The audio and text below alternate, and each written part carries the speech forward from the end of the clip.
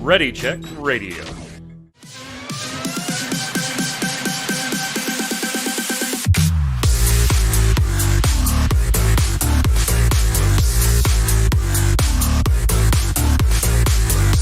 What's up, Internet?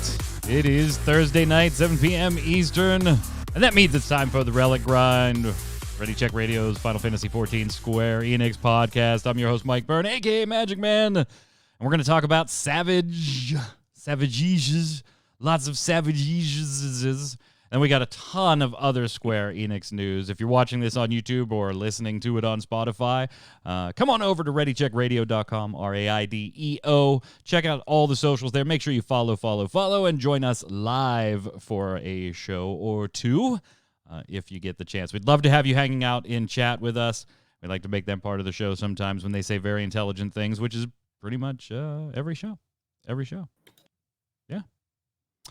Joining me to go over all the Mr. Savages stuff, the one, the only, Mr. Chris Montoya, a.k.a. Tarkoth. How are you, sir? Greetings, programs. I'm doing fantabulous. What you got on your ears this week? What is that? These are elf ears. Oh. These earmuffs. Oh, I thought we were doing like Spock for a minute here.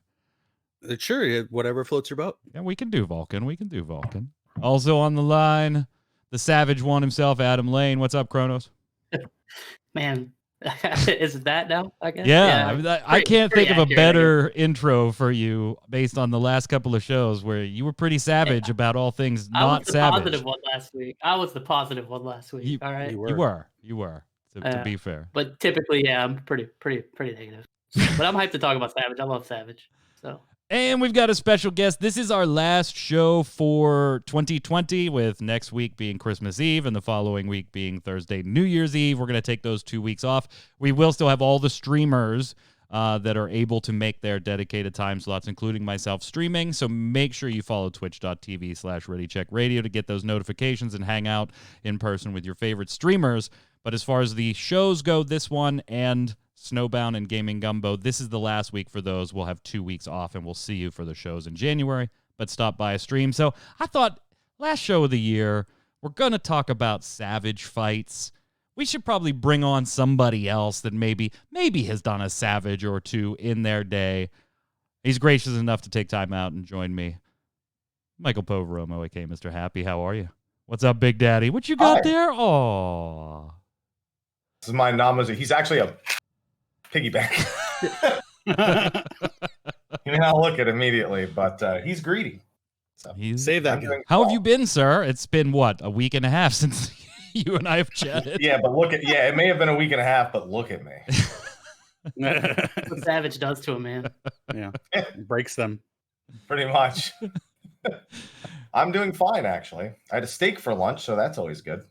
Fantastic. Well, I figured if I'm going to be here, I might as well. Yeah, you have to eat the steak. Not quite steak of the realm, No, but it's not steak of the realm. Yeah. That, by the way, is tomorrow. You and Sly. Any special guests on there tomorrow we should plug for you real quick? Ethos. Oh, Ethos is coming. Because Nice. it's a spoiler cast. Nice. Yo, are y'all doing the trivia thing yet, or is that later? No, that's not going to be till after the new year, and we're going to lose terribly. Like, Oh yeah. I mean that's a foregone conclusion. That's in the cards already. Yeah.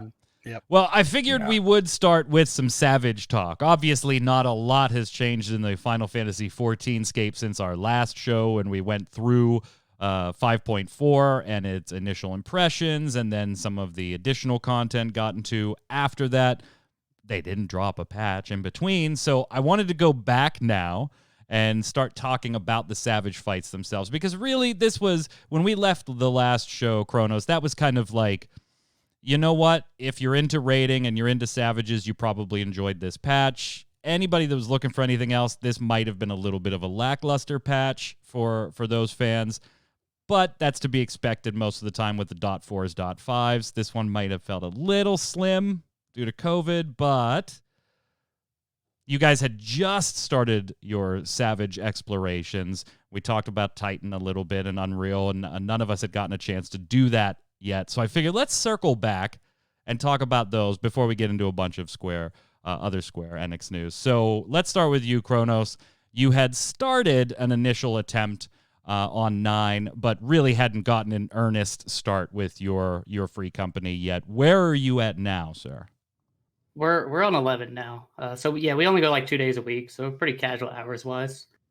But we're on 11, progging through. All the fights so far have been fun. I mean, I've seen every fight. I watched a lot of like the World Prog stuff, so I'm pretty aware of what we're getting into. We'll probably have 11 down next week, would be my guess, and then move on to 12. That might take like another week or so. But it's been a lot of fun. I like it. I will say I got a chance to do Titan and Party Finder.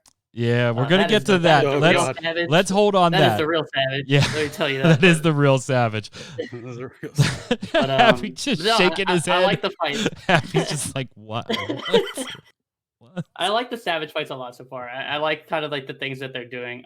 We'll see when I start like re-clearing them more and more how much I really enjoy them. But so far, like learning the fights, watching other people do the fights, it's been a lot of fun. Yeah, we'll circle back to Titan. We're gonna treat that as a separate topic in just a second. Tarkoth, your group had not started at all yet when we did the last show. You guys, I think, are more weekend, or you had gotten in. I don't remember the status there. No, we had started, and we ran into problems with tethers. But we got that that's right. Kind of. But we got 9 down, and we got the re-clear this week. So we're in the middle of 10. I really love 10. 10's awesome. I love the shadows and trying to orientate yourself. So that's some good times. And then Happy, you're done. You're ready for the next patch. Yeah, I'm good to go. I've re-cleared the whole thing too. How many hours to get it all done? Let's see. 51. 51. Probably take away a few. Probably closer to 49 or 50. But that was a busy week. It was a really busy week. Yeah. Now I've also noticed though you've made a change. Like obviously you do the guides for everything and the dungeons and the savages and the raids and all that. But you made a change this time around with your savage raid guides. They're not necessarily guides yet. You're kind of holding off for that. What's the rationale there? You're more putting like, hey, let's discuss this for half an hour, then let me give you a guide. So what's the rationale there? So, ironically, I'm using the discussions to sort of refresh myself on the fight to then make the guide. Actually, during the rendering, because when you record something like that and you know, it's a long video and you go to render it, it takes like an hour, hour and a half. I write after just having the discussion, write the guide to then put that out, which I'm actually going to be working on after this is done. So I also wanted to maybe see if we change anything after week 1. Just because those week 1 strats are. Yeah, that was something that I liked in the first guide for E9S that you had talked about was, you know, when it's always nice, obviously, as a content creator, you want to get the content out on day 1. Yeah, I mean, that just, that feels good. You're trend chasing it a little bit, making sure it's timely and out there for the people that are going to be looking for it. But when you do that as a content creator, sometimes, and I've fallen into this before too, you make the worst videos you've ever made. Whether that be for just your performance in the video, whether that be the information you give in the video, because it's not quite as complete as it might normally be if you took a couple days to really piece it together. Or, as you mentioned, and I thought this was a pretty astute point, when you talk about running a dungeon, that's one thing. Boss has 3 or 4 mechanics, very easy to describe them, and move on to the next one. When you start talking about savage fights and multiple phases with their own multiple mechanics that are very intricate mechanics, the day 1 strats and the day 7 strats, not that great compared to the day 30 strats at all, but you already have your video up. So I thought it was an interesting take on that one. Big fan, Big Daddy. I had to get it in there. I also just like talking about, like, because a lot of people ask, when people who don't raid or people who don't raid frequently, they ask about how did you saw that mechanic once and you said that's how it works. Did you get to that point? Like, oh, we just started dying to this over and over again, and we went, yeah, it was stack damage. Like, how'd you know? It's like, well, it just did about 8 players worth of damage. So we're like, oh, let's try splitting it, and it worked. There you go, done. So discussing how we got to those decisions and why we landed on certain things, I think is important for people who aren't used to that landscape or want to, try to get into it. Kronos, you are not generally, you and your free company, searching out the guides on day one. I think you said some of them are. They don't really exist, right? Yeah, well, Like you know what I mean. Day one, as early as possible. Right. I mean, we look at guides. We do. Because by the time we get to a fight, we want to do it. Like, for example, there's a mechanic in E10. And there's a pretty common pug strat right now that we don't do because we hate it. And I think it's probably going to stick. Go ahead and feel free to talk about it. We're beyond spoilers at this point. Sounds like second Void Gate if I had to guess. Yeah, it's second Void Gate with the shadows.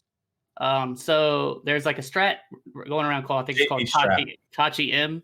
Is what PF calls it. It's essentially like hell for melees and tanks as far as downtime is concerned. So we're doing the one where I think ours is technically called Ilia, which I know brings a certain stigma right now. Because that's a strat that kind of latched onto Shiva last year that a lot of people don't like for different reasons, and became the pug strat. And I think this is going to be one of those strats that's going to catch on in Party Finder because it's so kind of easy to do, but it really involves, like, if you're a melee or a tank, you're going to be pulled off the boss for a little bit just to drop your shadow so that everybody can then take the inner towers instead of the way we do it, which is more like melee friendly, I guess, where the range take the outer towers with a shadow and the melees and the tanks take the inner towers with their shadow.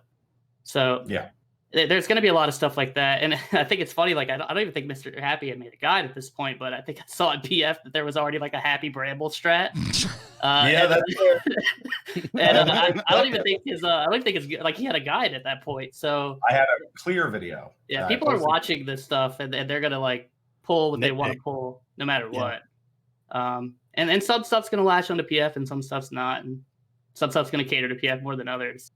But yeah, I mean, we definitely watch them as a group. Like, if we see something that we feel is an improvement, and we try to like latch on to the stuff that works. Better strat. Yeah, well, not even. I think some people want to use stuff like, oh, it's downtime, but this is easier, so we're going to do it because it works, and that's fine. For groups, that's fine. We like to latch onto the ones that are like, what's going to make our melees and tanks not feel like terrible. Yeah, and you're always going to have that type of trade-off. Like, if we're going to do this strat, then our tanks and our melees are going to have downtime, but we're also putting a little more pressure on our healers because the fight is going to last a little longer at this point. So there's always going to be those trade-offs. Tark, you had mentioned that generally you would rather go learn it with your group and fight through it than to go see guides or anything, but sometimes it is hard to get 8 people that feel the same on that particular topic. So I'm interested. Let's kind of go through with everybody here. We'll start with E9, since that's a full clear across the board with everybody. How did you go into E9? What were some of the mechanics you liked? What were some of them you didn't like overall? How do you kind of rate the fight, Tark? I think it's the best first fight for a raid tier for this expansion. It really made it beats think. E1 and E5 for you. Yeah, absolutely. As the most intricate mechanics, I felt. I love the boss. Just love the legs. I never liked brambles. That's always tough. Mainly because getting everybody on the same page can be difficult. And I feel that my team's not necessarily doing it optimally. We're kind of Mario Karting it, so we're kind of randomizing and trying to get I don't think that's out of each ever the description you want to hear when talking about 8 people savaging. Is we're Mario Karting it. Yeah, there's a couple. And it's not bad for the first set of tethers, but when you get tethers and meteors, that's when things can get hinky. So Happy, what do you think? Do you agree with this is better than 1 and 5 idea put forth? Who? Happy. Oh, I think it's a low bar for 1. 1's not bad, but it's I don't think you expect a whole lot out of 1 in the first. Yeah, it's better than Alt-Royd. So yeah, that's not saying much. 5, I think, got a lot of flack just because of how chaotic it is. So it doesn't ever feel like you're really in control. This one has that, but it is. I think it is an improvement It's just got.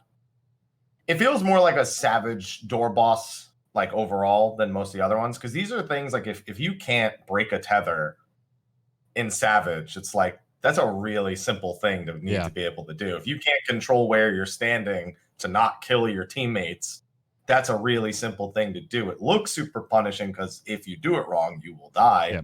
That's Savage. But those are core mechanics that are going to make their way into one of the 4 waves at some point in any given raid set. Yeah, and this feels like the best introduction to that. Whereas E1 was, it didn't really test much of anything. You could even stack the ads during the ad phase, which was a big surprise to a lot of people because that's not usually a Savage thing. And then E5 is just chaos everywhere and it can fall apart in an instant. This feels a lot more level-headed and balanced, and it's a format I think they should go with going forward. You should feel like the first boss of Savage is your actual gateway to learning the rest. Kronos, you felt welcomed into Eden Savage with 9 this time around? Yeah, I'm in unison with these guys. I think it's the best one. I think it's really fast paced. Like a lot of mechanics kind of like go back to back to back, and you got to be ready for kind of everything to keep coming at you. And then I think the tile phase is kind of cool. I know some people might not like it, but I like that it's different from like what we've seen in a lot of other Savage fights. Yeah, we kind of latched onto that when we saw the live letter. What is that mechanic doing? Because that looks interesting. That is not something we've seen before, and we can't wait to see that. So it is nice to see. And it does have a bit of a mixed reputation across the board right now, as far as whether you're actually for it or against it, but you're for it. Once you get used to it, honestly, the movement's pretty simple. Like, you're not moving much. I mean, in PF, I'm sure you're going to have a couple people that are going to kill you, but once your party gets used to that movement, you're not moving very often, and you have a lot more time than you think. Like when that platform starts glowing, you don't have to move immediately.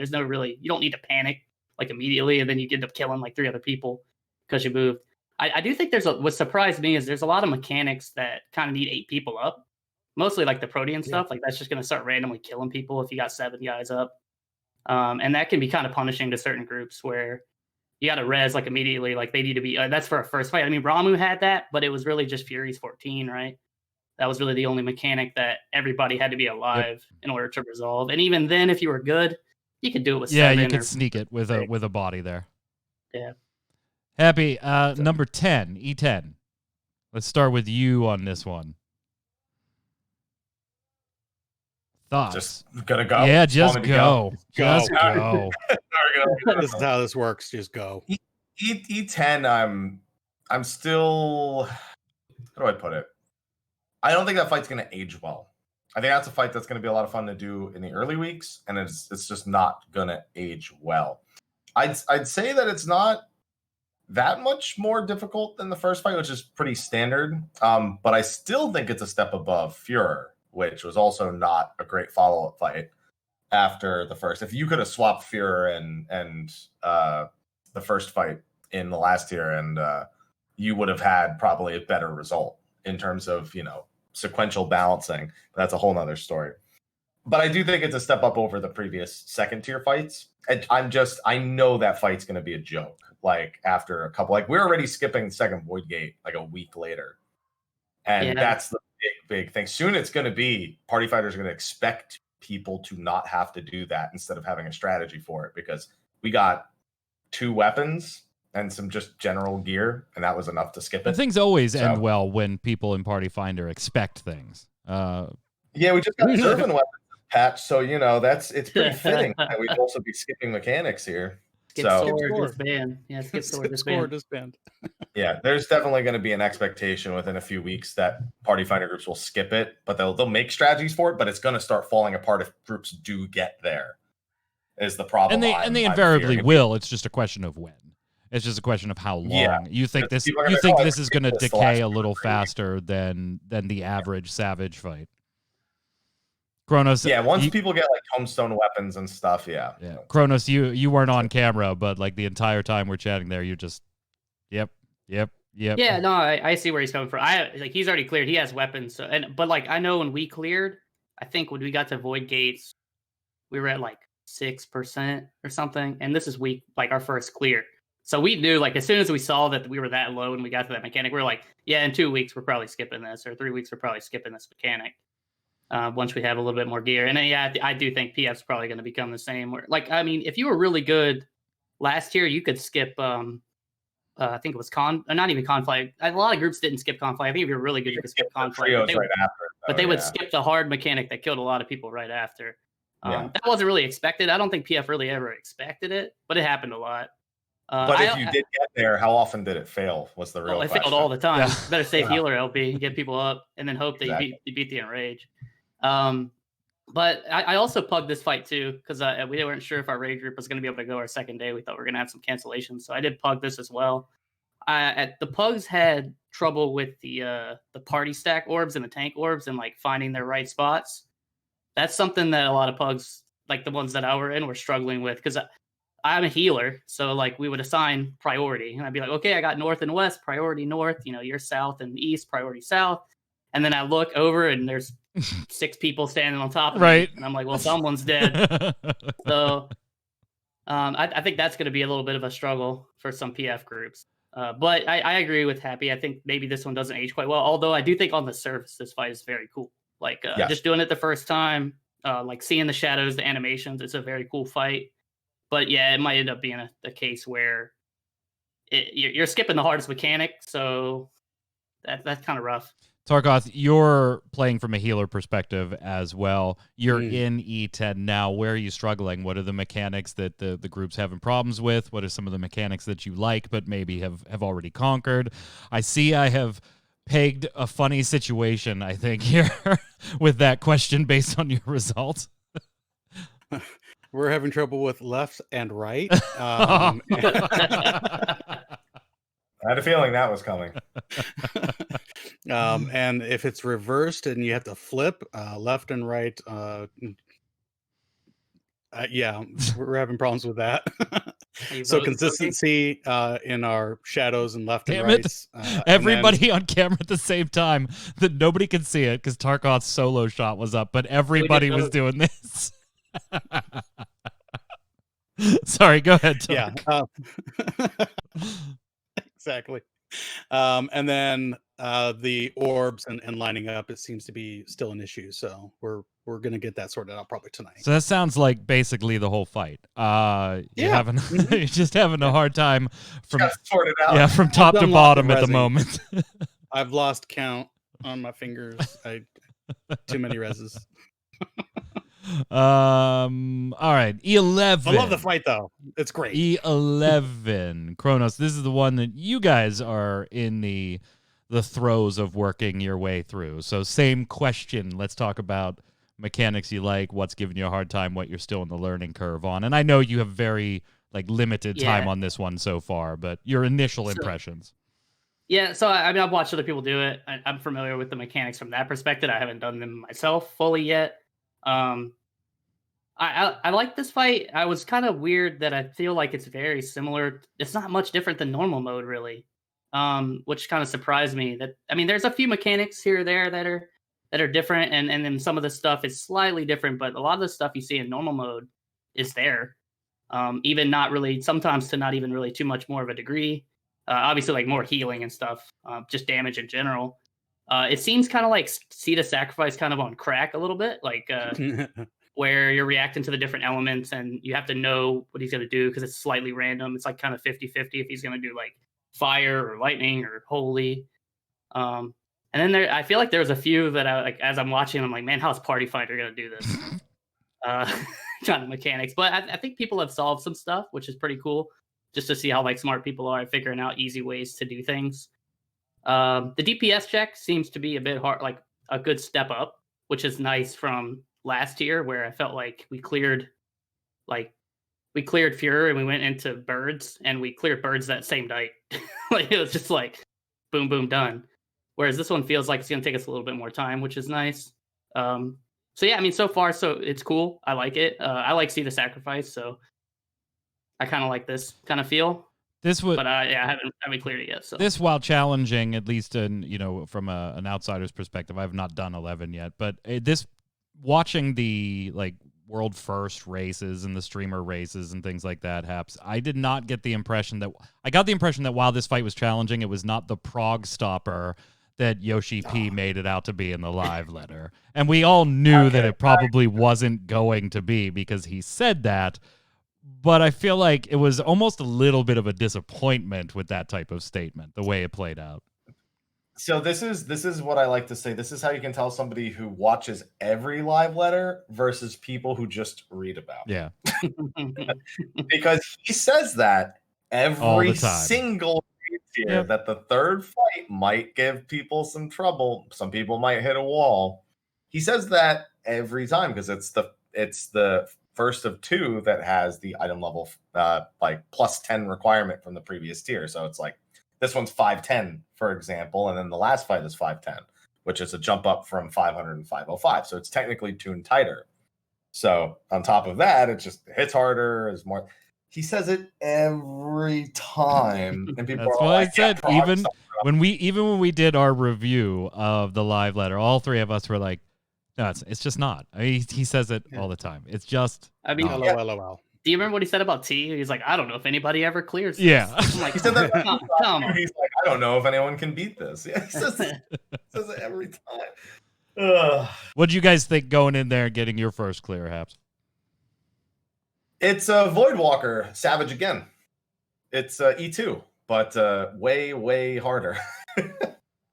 This is my favorite third fight. It's a low bar again. The third fights have been notoriously not good this whole tier or this whole expansion. They've all been bosses that just chill on the north side. They disappear for a little bit. Maybe they knock you around a few times. He knocks you around a lot, but he is or it is just nonstop, just attention check. And man, do some people are going to have issues with the amount of attention checking that he makes sure you're doing, because you cannot lapse for a single mechanic or you will die. It's nothing too crazy. Tark, you're looking a little nervous there, my friend. Like you had like this nervous look on your face. Like he's thinking of the teammate who's like, I'm so high right now. He's like, wait, paying attention. We're still figuring out left and right. No.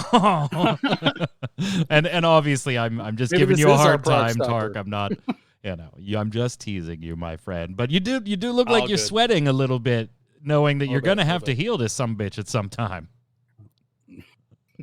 and heal the people that aren't paying attention. Yeah, it's good times. I'm looking forward. By the way, you're healing, but you need to get some deeps in there too. All right, your deeps have been lacking. Caused a 0.1% wipe on ultimate, so that was my fault as a healer. I should have done a little bit more, and caught up that 19 percentile warrior. Chat, who pays attention when they're playing? You only have to when you do E11. That's it. After that, like you could just totally zone out. Like E12, it's a cakewalk. Don't worry about it. E11 was the prog stopper. E7 was a big zone out. I was like, yeah. E7 was just like, all right. This is a glorified training dummy. We do get to the Big Daddy itself. Now, Kronos, you and I have talked about, and then we talked about on this show before, 12 being quite different in Savage versus its normal counterpart. We talked about it being, door bossy last week, and what we meant by that. You've now had a chance to watch some streams, watch some guides. Don't have any hands-on yet. You're getting there. I think we'll definitely be there by the next show because we don't have a show for the next 2 weeks. I mean, if you don't have that down by the next show, I don't know if you get to come back as the host anymore. Pressure's on now. Yeah, the pressure's on. You got 3 weeks, my friend. I'm going to clone myself 7 times to make sure that happens. Are you looking forward to the fight, though, on Savage? Because that's going to be pretty important. Are you looking forward to it? Yeah, I am. I think, while the door boss doesn't look that interesting, it's cool. Like some of the stuff is cool, and I like the way the party has to move around to do certain things. And again, you have that memory game kind of thing where she junctions to stuff, and you got to remember. I'm not excited to do the lions, honestly. I'm really not. I've seen some strats though that seem pretty good for that though. Like I think I saw it was like a Japanese group that did something. It looks like it covers the whole arena, but you have like very clear safe spots, and everybody can kind of go to the same ones, which is pretty cool. Tark holding his ears doesn't want like any. Yeah, Spoilers. Spoilers.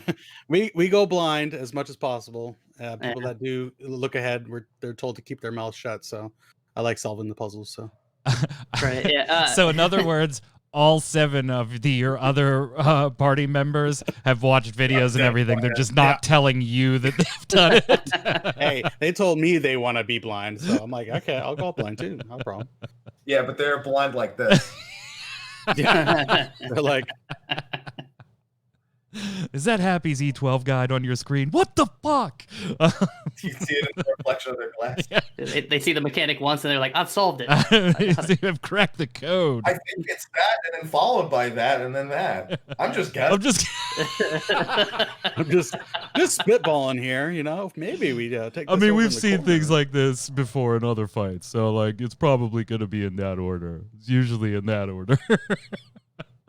I do like watching like the World Prog people for that reason, like not as a joke, like just like how they break down mechanics. Like they're way smarter than I am, so and more power to them for putting in the hours like Happy does. Like I can't do that. Like a 16-hour day, I'd want to I don't know. I'd probably just sleep for them. Yeah, See, I couldn't do it. See, what's really funny for me on this topic, Haps, is that I know you aren't anywhere near what you used to be on that front as far as progression, and you still have an amped up schedule when it comes to progression, but you used to be even worse, like Blue Garter first binding coil progression rating at that time. But you've taken that wasn't progression, that was depression. Yeah. Don't talk about coil. Did you see Twisters in your dreams? You saw Twisters. There's nothing better than Twin Tanya being disabled for a full 2 weeks. Like, there's nothing better for my health than that. Yeah, it was pretty rough. It was like, and we're still doing XIV Reborn at the time. It's like, wait, this show has to be 50 minutes. It can't go longer than 50 minutes today. It can't go longer than 50 minutes. All right, Hap, I'll get you on 50 minutes. I'll get you on 50 minutes. Oh, my God. Anyway, I guess let's see. Fine. We'll let you talk about E12, too, since everybody else got to.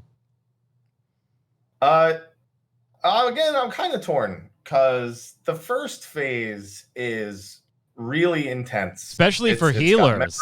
Healers, this is awful. No, going back to E11, that was awful for our healers. Sweated that on week 2. No, I'm just trying to see if by the end of the show we could get Tarkoth the class change. No, that's not happening.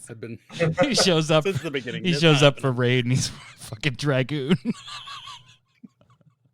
You need another healer. Yeah, you do. Yeah, you do. That sounds like a you problem. Dragoon, you can go Astro now. Have a nice day. I'm sorry, Haps. Go ahead. No, it's fine. It incorporates normal mode really well. A lot of people miss how much it actually does incorporate normal mode. It bypasses the more tedious parts of normal mode and just kind of integrates them into the core fight. It does make for one very divisive mechanic, similar to what we had in the last Savage tier with Light Rampant, but I don't think nearly to the same complaint level that we're going to have. I think people have scienced this one out much quicker, and it'll be just a matter of practice for a lot of people. But then the second phase actually is way easier than the first phase. Way easier. And I don't necessarily have a problem with that because it means that people doing in the Party Finder should actually feel pretty good about pugging this tier. They just have to get past one mechanic. And I foresee that anyone who can do it, who's beaten it and who's farming it weekly, just won't struggle with the second fight. I mean, we cleared it. We cleared the second phase in one attempt this week with a full party wipe and a healer LB30. Like, it was that much more relaxed the second week. So again, as people get gear, I think it'll be a relatively friendly Party Finder fight and a weekly reclear. I think people are going to struggle more with the earlier fights than they are with this one. And then we get to the story part of it, and we're not going to go into huge spoilers. If you got spoiler cast tomorrow, watch Happy and State of the Realm tomorrow if you want to watch like full spoiler cast stuff. But it's been a couple of weeks. Generally, though, we did, and I just want to, Tark and Kronos, the three of us have already talked about this, but Hap, I'd like you to chime in. Generally, the three of us kind of disappointed with the story aspect of the final raid tier. Liked some of the intersection with the main story a little bit, but generally kind of left a meh feeling at the end of it. Not bad, but wished it would have been better type deal? I was a pretty big fan of it. I do a lot of deep diving into the lore. So the events that occurred across all of Eden, it felt pretty well paced. A lot of the problems I've had with their raid tiers historically is they feel very backloaded. Alexander doesn't make any sense until the very end. That's by design, to be fair. It's by design. Omega is a complete and utter disgrace for the first two, and then gets good right as it ends. And then Coil is uncomparable. It's the finale to a failed game, essentially. It's its final goodbye in a lot of senses. Right. This was pretty level the whole way through. The stakes are pretty high the whole time, and the goal is pretty clear. And it just comes about this last one's about cleaning up that last little mystery that's left, and then finishing the goal that was started in the first two consequentially. So I'm actually a pretty big fan. I will say that the Savage portion, without spoiling what happens, it's almost like the bad end, which I thought was interesting. It's the bad ending. Yeah, the way that it happens, it's almost like it's the bad ending. So, Don't tell Tarkov. No, it's good, but you'll feel like it's the No bad spoilers end for Tarkov. Okay. The bad end. I didn't spoil any mechanics. He's still gonna be blind in there. I didn't mention anything. Yeah, all I said was lions. Just watch out for the lions. That's all I'm saying. I didn't tell you how to do Which it. is just generally good advice, Tigers whether and it's bears. Final Fantasy XIV or not. I mean, you're gonna see it. You're gonna be like, "Oh, lions." Okay. I mean, that's really it. And then you're gonna. But the real savage Tarkoth is Titan Unreal Pug mode, My God. which you just finished before the show today. Look at all the heads. Everybody's no. It's terrible. Oh my God. It's fun and terrible. Full of I'll say that. nostalgia, but it is Comedy still it's terrible. Tark first. It is I'd like you to go first on this one, though, because something Sure. interesting happened in one of your attempts at Titan Unreal that you may have ended up with a Yeah. friend. Yeah, a friend just peeked in and was like, "Oh, maybe with this competent person that I know that maybe we can get this done." Kronos just popped into my party finder. It wasn't my party finder, but popped into the party finder group, and we're like, "Hey, I know you," and he's like, "Yeah, I know you too." So we had high hopes of getting it done, and yeah, landslides have other plans. Kronos is based. Nah, just no. It lasted about 3 pulls. Four pulls. We had 4 pulls. Yeah, it was not good. Chat we got the sensing some hearts. PTSD here. Everybody's head just started going, oh. Yeah. You know, it's funny. I when I got to do the fight, so more power to you because you cleared in a pug, right? Yep. I begged my my FC to be like, can we please go do this really quick? In 1 pull, we'll clear it, and we cleared it in 1 pull. We did. I was like, because I spent, no lie, I think I spent 8 to 9 hours in Party Finder trying to clear Titan Unreal.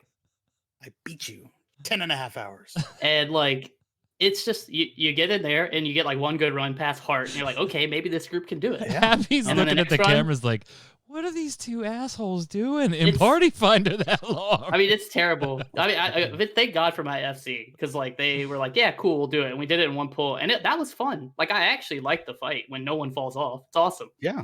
And then I know, like you jokingly said last week, hey, don't break out your healer jails like too early. I tried. Oh, don't worry about that, Mike. Do not worry about that, because that is not a problem. If anything, you're gonna die. Yeah. They're not gonna break you out in time. Yeah, so it has been the other way around. It has been a problem where the jails are not getting broken in time, which was not exactly what I was most worried about. But apparently should be happy. Should be. Please kill your jails. Please.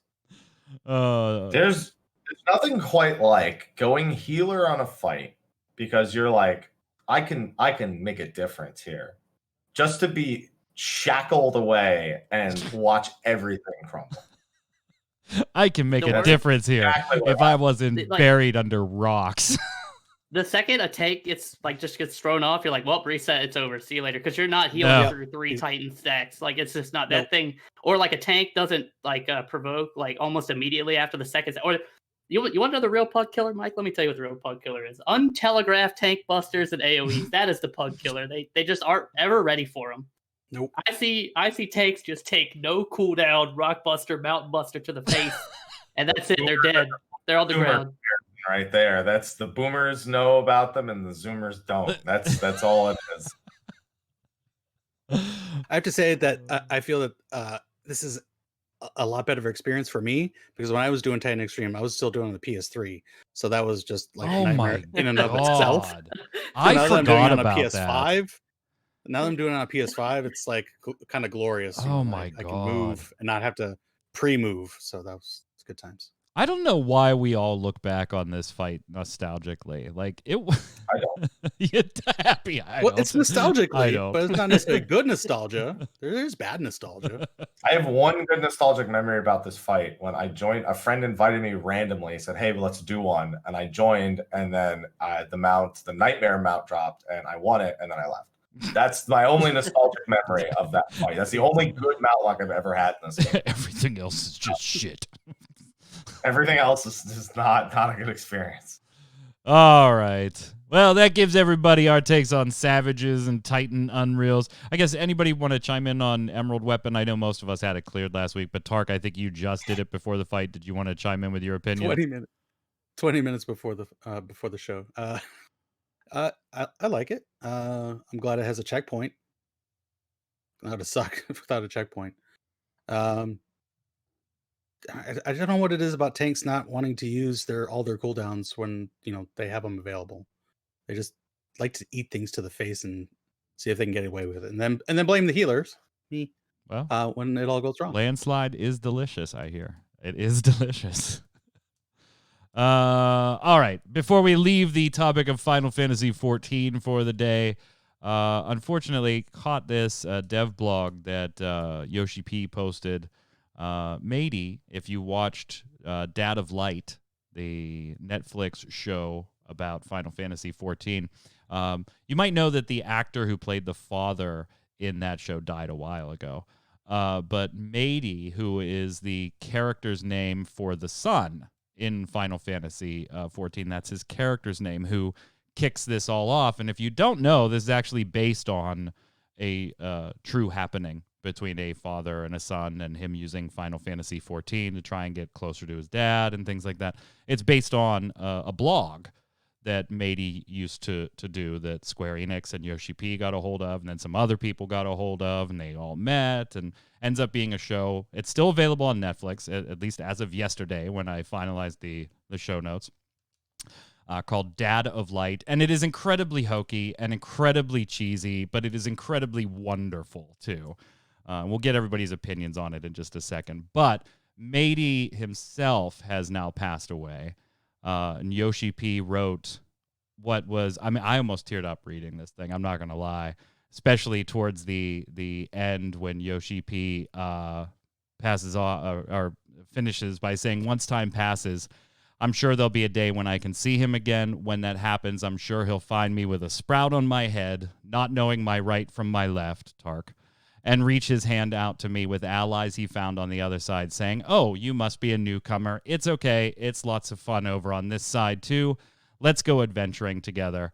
And in that hand will be the new Gundam.' I sincerely believe that," referencing a gift that Yoshi P had given Matey.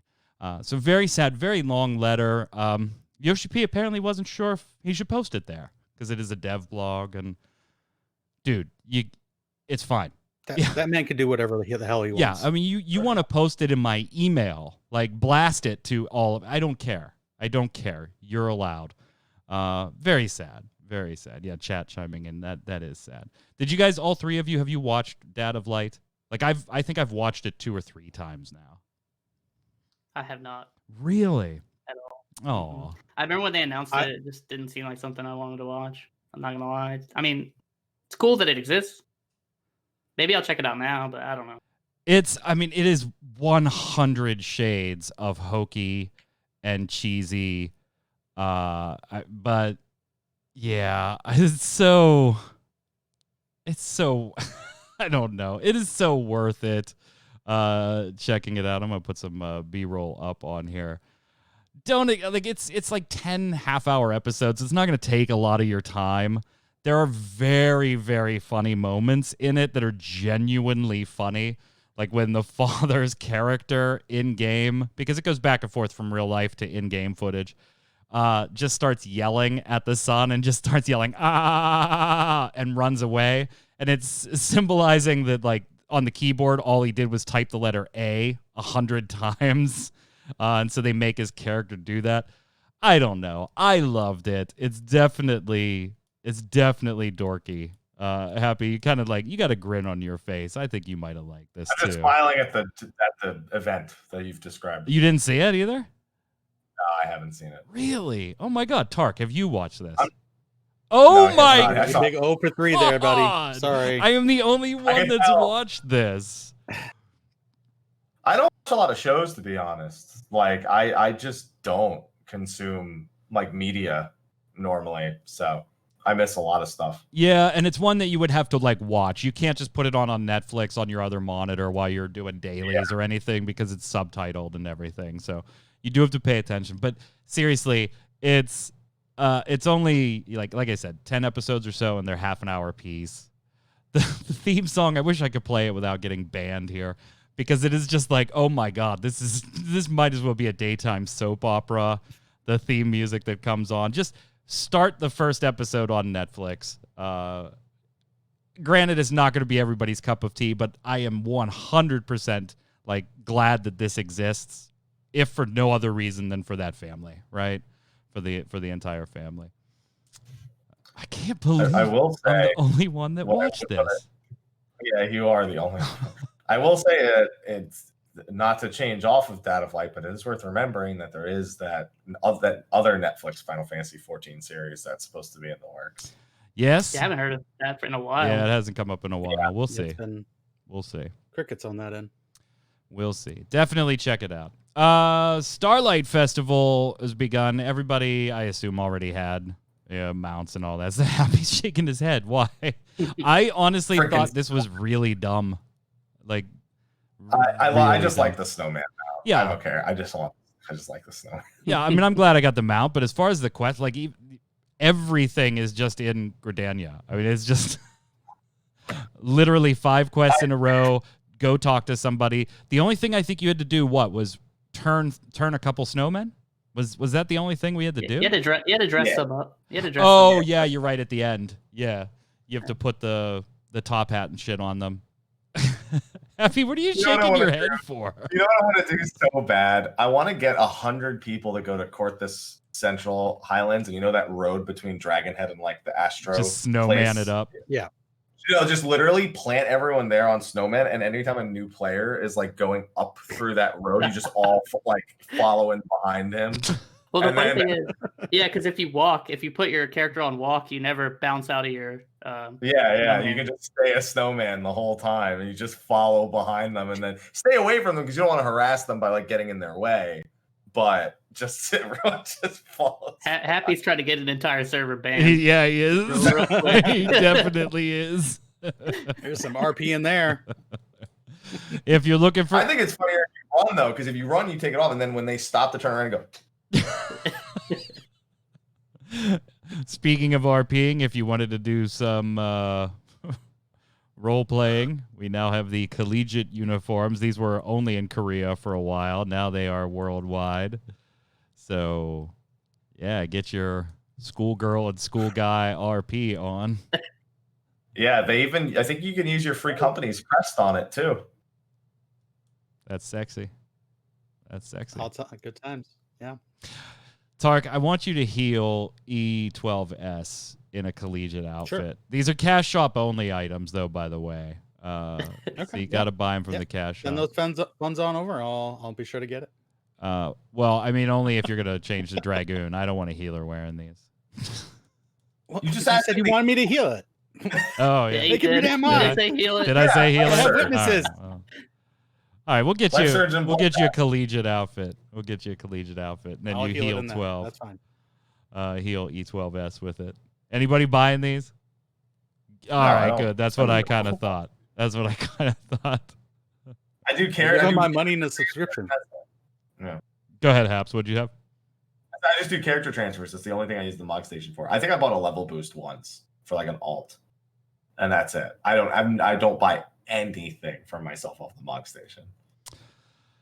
Well, before we call it a day here and then head into the holidays, we do have some other Square Enix news. This actually happened right as we were finishing last week's show on the Game Awards. Game we've talked about a few times here, Outriders, got a brand spanking new trailer. And I gotta say, God, I can't wait till this game comes out. And I know what's going to happen. I'll just end up severely disappointed. Nothing works anymore in the world of gaming. Nothing's good. Although I do like that they delayed it. That does give me a little hope. They're saying all the right things happen. I mean, we're all four of us nodding. Like even Kronos, who initially was just like, whatever. Once found out it was multiplayer, three of us, he was like, okay, yeah, all right, I'm kind of in. Let's check it out. By the way, we're getting it on PC, Tark. Can your PC handle this one? I don't know. No. Okay. Because Kronos, did you want to do this on? Do we want to do a PS5 then? Is it crossplay? It should be crossplay. We looked it up. It had crossplay. We looked it up. Yeah. We should be okay. Okay, cool. Yeah. Cool. Oh, that's right, because you had me look it up, Kronos. You were like, does it have crossplay? So all three of us are interested. Hap, you're kind of nodding too. I like that they're saying, full box experience, not a game as a live service. So think more Borderlands than Avengers. They're saying all the good things. I love the classes so far and some of the videos they've shown. I'm looking forward to this one. We got like 2 months left to go for it. This trailer just came out. What are your thoughts, Haps? I've played it. I played it before. There was the last trip I was on before COVID, basically, I'll say discouraged travel because people are still traveling. So to be fair here, though, that is quite an old build probably at this time. I said I was still enjoying it then. Okay. It was a lot of fun. Not all the classes were in it. They didn't reveal one until I think just this last summer. I think it was Pyro something. I can't remember. Yeah, you have the Technomancer and the Pyromancer. Yeah. I didn't play Pyromancer, I don't think. It's the one I didn't play, if I'm recalling correctly. And I had a lot of fun. I had the opportunity to sit down with them, ask them questions.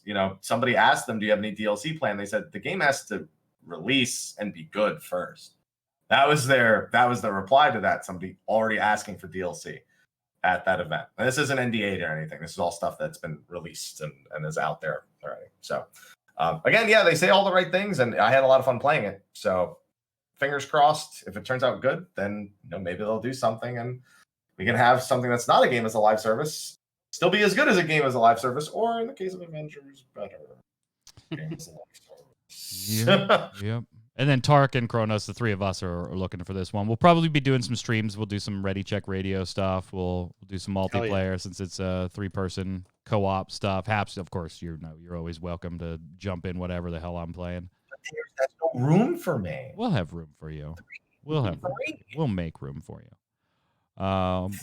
We'll tell Square that we need a fourth in the party. Could be the assist.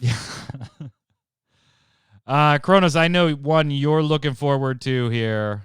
The Nier Replicant also released a combat trailer showing that on the screen as well. This is one, obviously we've talked about our love for Nier Automata.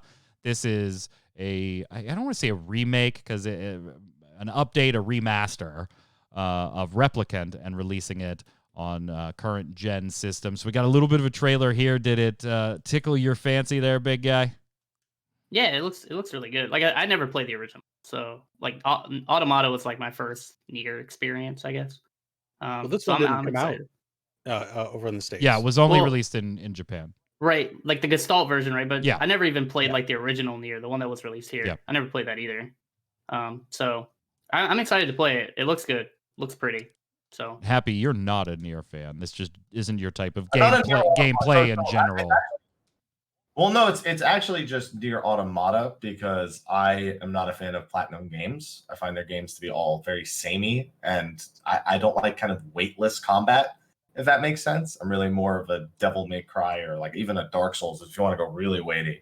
I also don't like holding shoot down nonstop. That's So does this not look a of little interest. more interesting for you because it's from Toy Logic, looks a little more actiony as far as the combat than twin stick shooter-ish? I at least see playstyles that I would lean towards. The heavy weapon being the big one that's in the B-roll. I was watching while we were setting up earlier, and I was like, okay, if I play the game with that, I probably have a much better time. It's also not made by Platinum Games, so I'm willing to give it more of a chance than I do with them. It's Toy Logic, so I'm actually more optimistic for liking this than I am for Automata personally. Tarkoth? I'm all aboard. Love Automata. I have Nier. I put only like 15, 20 hours into that, but definitely looking forward to this one. Should note here that the mobile version or the mobile Nier Reincarnation that was also slated to release in Japan later this year, that's actually delayed. If you were waiting for that, that's going to be delayed until some point in the first half of next year. But for us to speculate a little bit, Square Enix did file for some trademarks recently, and we had a conversation about what might be an expansion name in the past. These trademarks, 100% not the Final Fantasy XIV next expansion title. I can pretty much guarantee that it's not going to be Final Fantasy XIV Chocobo Racing as the name of the next expansion. But we've actually got a couple of these. So they filed trademarks for Chocobo GP and Chocobo Grand Prix as of early this month. Now, I mean, come on, right? That's got to be we're getting another Chocobos Racing. We have to be getting another Chocobo Racing, right? What? I mean, yeah. Nobody Yeah, looks but- thrilled at all. I don't know what you want, but yeah, I mean, it's probably coming. Like, no, I don't care about this either. I actually would have been happier to see a Chocobo dungeon, I think. I enjoy We the did Chocobo get the dungeon. that sort of pretty good. Yeah. The Chocobo dungeon. Yeah. But yeah, there you go. Square Enix Chocobo Grand Prix. Bravely Default 2 demo is available. Yeah, happy. I know you're happy about that one. Yes. 5 hours is not enough time for that demo. It's just not enough time. Kronos, you in? Yeah, I mean, I'm I love definitely the first in. game, so. I own. Although I did Absolutely. see, I saw like a cursed image on Twitter. I think it was like they were talking like how the models look like in the game, and it was like a Lalafell with Nero's face on it. And I was like, now I can't unsee that. I can't unsee that. So that one's coming up, but did anybody buy or are you planning to buy the Saga Final Fantasy Legend package? I'm gonna buy it. Are you going to? I'm on the fence. Like, thinking back, I don't think I ever played any of them. That's here they were Legend 1, 2, and 3. Yeah. I don't remember playing any of them, so I think I'm gonna have to buy it. They were on Game Boy. If I remember. Yeah. Oh Yeah. yeah. It was the original Game Boy. Old school. Yeah. I think they confirmed you can also change the aspect Yep. ratio to emulate Yeah. the Game Boy version. Yep. I think I'm gonna have to buy it. Yeah, the only Saga game I've played is Romancing Saga. I played the mobile game for Romancing Saga. Yeah, and then they which I just really released 3 a while ago here in the West for Romancing Saga. That's a great series. I tried playing the first one and I couldn't really get into it. But I really like the mobile game, both between the characters, the music, and just the combat. And that's the games pretty much. So I need to try to get back into Romancing Saga, but also it makes me want to try out the release Saga series that they just did. Yep. Which we probably in the States here, you probably know this is Final Fantasy Legends 1, 2, and 3. So I think I'm going to have to get it just to play through because I just don't think I've played through. If I've touched one, it was 1, and I certainly didn't finish it.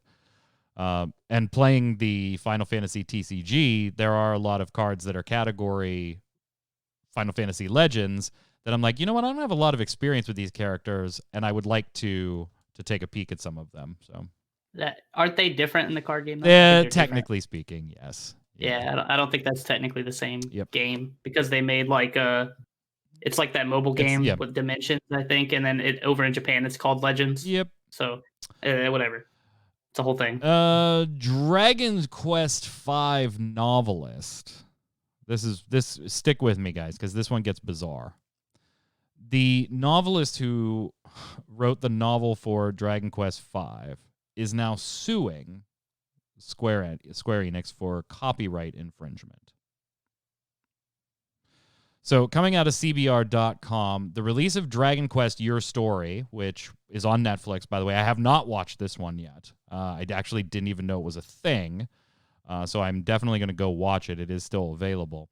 Is a Netflix anime that follows the 1992 Super Nintendo titled story for Dragon Quest V, Hands of the Heavenly Bride, which, in my opinion, is probably one of the top 2 Dragon Quest titles in the franchise.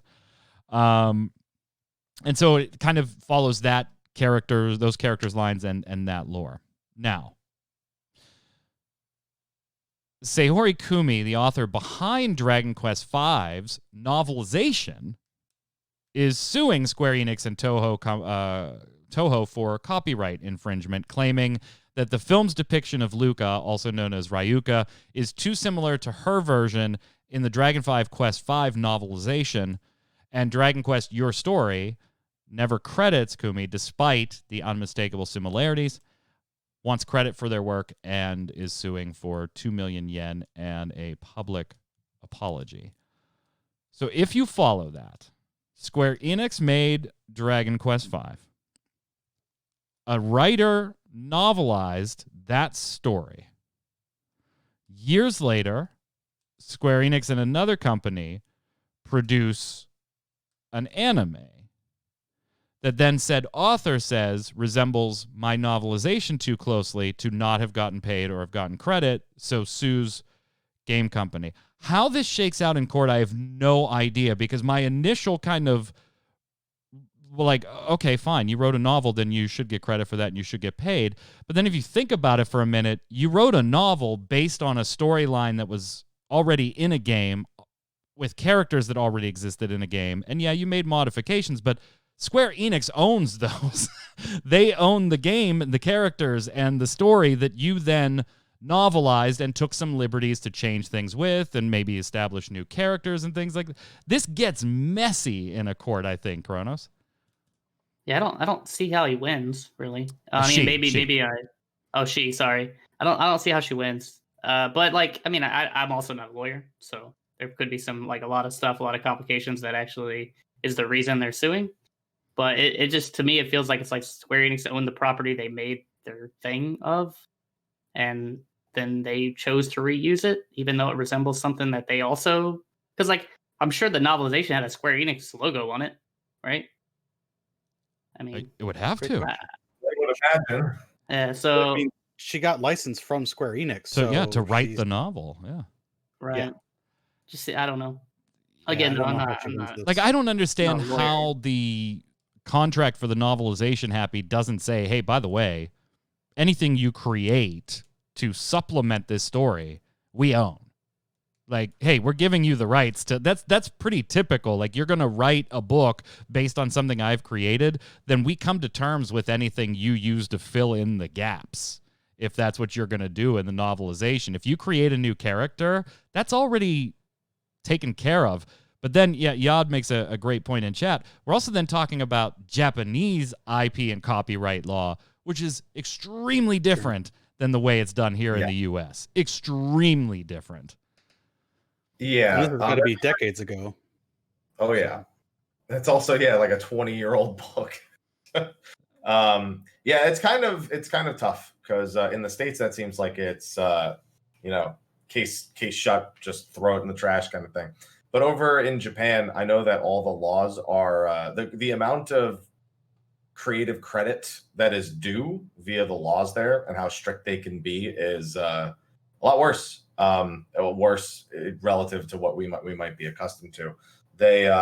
It's why a lot of Japanese games, like if you've played recent Dragon Quest games or Kingdom Hearts or Final Fantasy, they all come with warnings because very much the culture in the West of live streaming them and having the music playing and all that.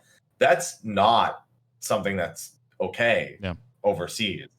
So they all come with these elaborate warnings, and I'm sure that kind of strictness spills over into other aspects of creative arts. So it's very, very likely she does have a case that we just don't see it as, in the right perspective, in the right light, with the right knowledge. And it should be noted that 2 million yen, guys, is about 20 grand.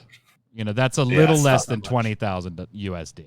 So it's not like, somebody's trying to get rich here. I do feel that the lawsuit is filed with good intent, as far as, hey, pay me for that, give me a thanks and an acknowledgement and apologize for doing this, and let's both move on.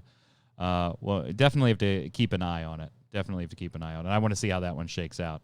Boy, Crystal Chronicles kind of died, didn't it? I mean, it got a new update, so I put it in the show notes, but I remember being super pumped when that was about to come out, and then, man, did that just flop for me. It was like, wow, you took everything that was great about this game and literally sucked it right out of the game with the way you handled multiplayer here.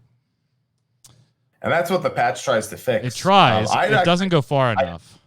It makes it easier to queue for dungeons multiple times with your groups, which is certainly welcome. And things like that. I think it's funny because they actually have one dungeon where it makes all the sense. The very final dungeon, it makes complete sense the way the multiplayer is done for that one, how it checks for who's eligible and whatnot. But to qualify for it doesn't make any sense at all, because every single person needs to have, in their own stories, have reached that point and have access to it. Meanwhile, when you beat the dungeon as a multiplayer group for the final dungeon, it actually does give credit to every person, which was the biggest complaint about the other dungeons, is only the party leader advanced their story. So it was there. The tech was there. They just only technology. Yeah. We can rebuild it. It's not going to be good, but we can rebuild it. I don't know Crystal Chronicles. I didn't play the old one because when I was a kid, I saw the multiplayer and I was like, oh, no, none of my friends want to play this. No, so I did on the GameCube with the Game Boys, Game Boy Advance hooked up. Tark, Kronos, and Nodding. You guys did the same? Yep. Yeah, I remember having all the SDs plugged in. Did it back in the day. I have not played the remaster. Square. The problem with the remaster. Oh, sorry. No, go ahead. The problem with the remaster is, so there's two ways to play the original, from what I understand. Hello, Aloha. And one of them was to all play on somebody's GameCube, and that was your save file. So everyone's characters, everyone's credit was all saved to that. Apparently, from my understanding, the remaster emulates the second option, where people could bring their memory cards from their home to another friend's house and plug their character in, but you'd only advance that person, the host's world. That's what it emulated, and that's what doesn't. And really it was the work wrong nowadays. way to go. Yeah, it was. You had a 50-50 shot and you missed. Square Enix Store winter sale started. If you want to get any merch, a lot of it's on sale through January 4th. And the last bit before we go to Love It or Leave It, I was going to put this in the show notes, but I didn't think anybody would care. And then Tark put it in the show notes, and I was like, oh, cool, somebody cares. So yes, we will talk about it. Nexon has reportedly, by the way, we should put reportedly on this one. Reportedly. Because it is via translation, and Square Enix has not confirmed anything. They're saying, hey, this is a joint project, so we're not going to speak publicly about it. But MTN, a Korean news site, is reporting that the Final Fantasy XI mobile version that's been in development for about 5 years now is officially canceled. And honestly, based on their reporting, Tark, I kind of think, where you were headed with this, I'm probably okay with the fact that you canceled it, because it kind of started turning into a mix of a mobile MMO with trading card elements, and it would have really felt like it was headed down a road where it potentially would have ended up feeling like you're trying to cash in on the Final Fantasy XI name than actually be Final Fantasy XI. Tarkov? Yeah, it feels like their plans for monetization was going kind of sideways, and they really couldn't hammer down a way to make it 11 but still get the money out of people's wallets. So I'm glad that it's not going through, but I'm also kind of sad because I felt this was my chance to really get into 11's world. So I didn't play it at all. I got to level 8 on a white mage, and that was it. So I went down. Well, depending on when you did it, that means you accomplished everything you could do solo. Right about then. I mean, that's yes, that was exactly that's it. pretty much it. And then Chronos 11 didn't grab you at all either.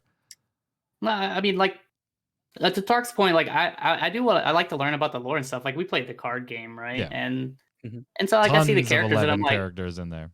yeah, and it's cool. Like and I don't, and some of them look really cool, and I'm like, I don't even know who that is. Like it's like the only series when I played the card game where I'd look at the card and be like, I have no idea who this character is, but they look cool. And I tried to play it, but it's just not. It's not something I go back to. So like, if this had came out, I didn't know all the details, like that they were turning it into like a pseudo card game or anything like that. I would have maybe tried it just to see if like I could at least get some lore and stuff from it and the story. But Same here. Happy, since they're kind of on one side of the fence, and then you and I obviously have a storied history with Final Fantasy XI that goes way back. Are you with me that you're kind of like, you know what? Maybe I'm glad this got canceled with the way it looks to have been shaping up. Yeah, I don't know. I feel like the mobile game, the original vision of it was how do we preserve an MMO in the modern era? Because obviously, 11 is actually going pretty strong right now. They're actually working on a 20-year anniversary story that's been getting chapters every so often, and it's actually a continuation of their end of the game that they did years back. Right, but this is an MMO that is literally on a clock. As far as its development based on the PS2 dev kits and running out of tech to be able to support that. It is literally on a clock. Yeah, so I feel like they want an answer on how do we preserve this game through the eras, because it's, this isn't like 1.0 where we want to bury it and remove it and to make sure its legacy is something that is far better. They want a means to preserve this game for future generations. And I feel like they thought, well, mobile's not going anywhere. That's our answer. And they put they were going to put 2 games out. The first one's been canceled. The first one was shut down, Grandmasters, which was actually really good. Was not super monetized, which is probably why it failed. And it had a lot of, kind of Final Fantasy XI-esque things mixed in with mobile game elements. This was looking to just completely replace the MMO. Yeah, and the screenshots were impressive over the years. We didn't get many, but if you were a Final Fantasy XI fan, you were like, that looks like Final Fantasy XI, but prettier.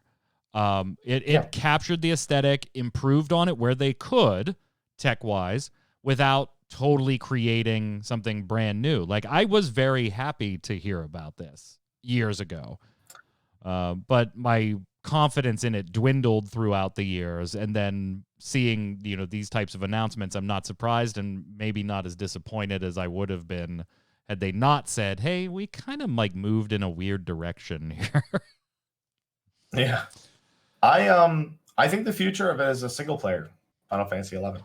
I think there will be one because they're gonna want to preserve those stories. Yeah, even if you even if you just do the stories like you encapsulate them in DLCs, like the initial game goes through the Shadow Lord storyline, and then the Zillart storyline, and then the Promathia and Chains of Promathia. Yeah, I agree with you. I'd be extremely happy with that. And you've got to win. I think you give that to the Dragon Quest developers actually, and I think you've got a solid outcome. I would be extremely hyped for that. If they did that, I would be extremely hyped for that. It'd be dope. All right, let's head over to Love It or Leave It.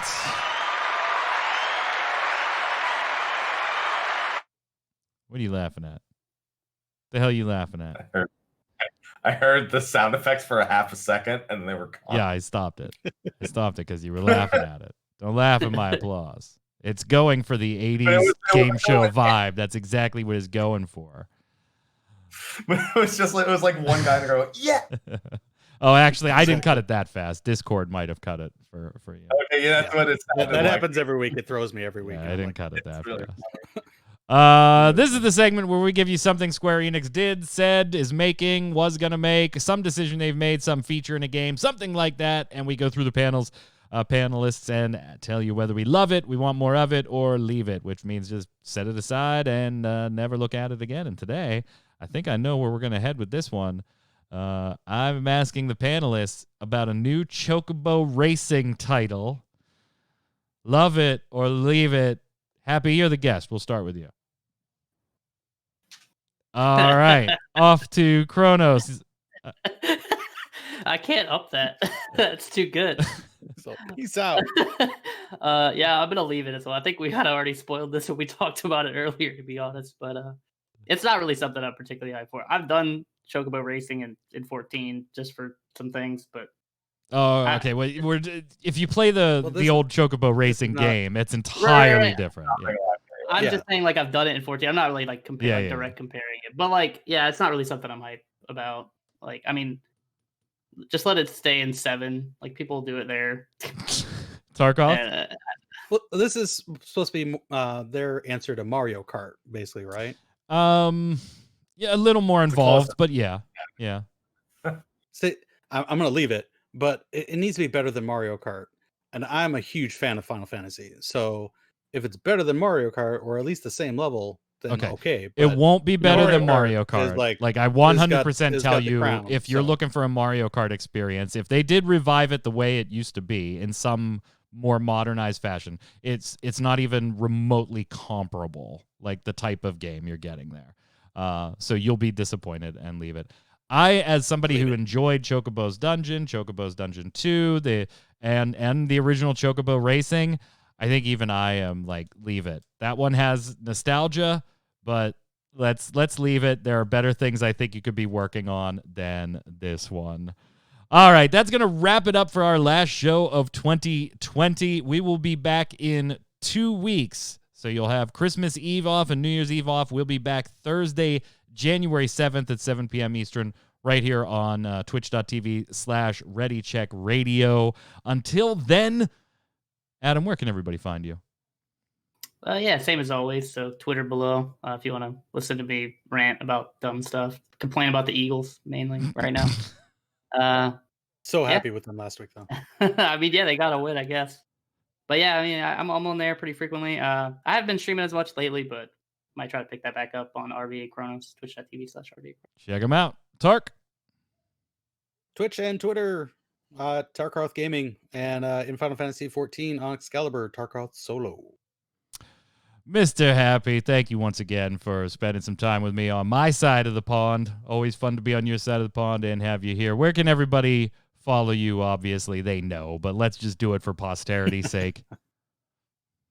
I mean, MrHappy1227, Twitter, Twitch, Facebook, and YouTube. Though Facebook, I barely use that anymore. I just can't. I can't make myself do it. So don't go to Facebook. He'll never ever see it. Yeah, don't do that one. There you go. Don't do that one. Well, appreciate you having you this week. Thank you so much. Make sure you guys check out the spoiler cast tomorrow on MrHappy's Twitch channel. Chat, make sure you hang out because right after the show here, we've got a streamer coming online. Faye Death, how are you? I'm well. How about you, Magic Man? I can't complain. Nobody listens. You know how it is. What are we playing today? You're taking a little break from Tales from Your Backlog because you made a promise to some people. I did. We are headed back to Azeroth tonight because we've got some leveling to do with my favorite co-host from my channel, my dearest trophy waifu. And, it may not technically be from the backlog, but it's still on the list of things I've been meaning to go get done. So we'll give it a half a point. Sounds good. Chat, remember, we'll hang out for a few minutes after the show here, do some post-show. Then we'll cut it. It'll be dead for 30 seconds, and then Faye will come up with her streams. So, Faye, we will see you in just a few minutes. I'm Mike Byrne. You can follow me personally on Twitter right there and MagicMan1. But more importantly, follow at RC Radio, RAIDEO. Get notifications on all the podcasts, all the Twitch streamers, all the games, all the consoles, and so much more when we're going live. Thanks so much. Happy holidays. Stay safe. See you on the servers.